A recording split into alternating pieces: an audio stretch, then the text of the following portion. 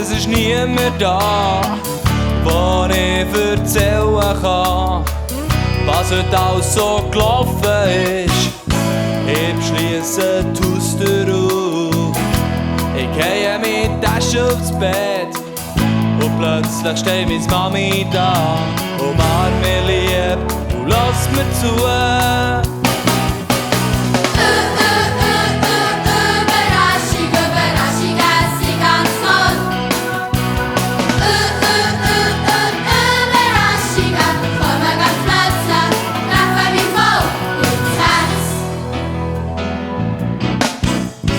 Wenn ich mal Geburtstag hab, das passiert nur einmal im Jahr, dann ist meine Liste lang von all dem, was ich gern hätt. Gestern grad ist es so wie gsi, ich hab viele Geschenke ausgepackt und plötzlich steht ein Korb vor mir, ein Hund springt raus und kommt zu mir.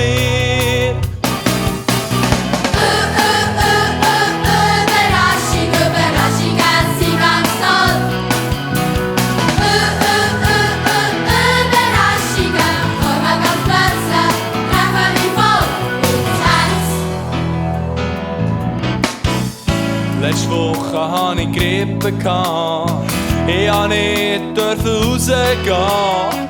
Ich war ganz unglücklich, langweilig war mir's dabei.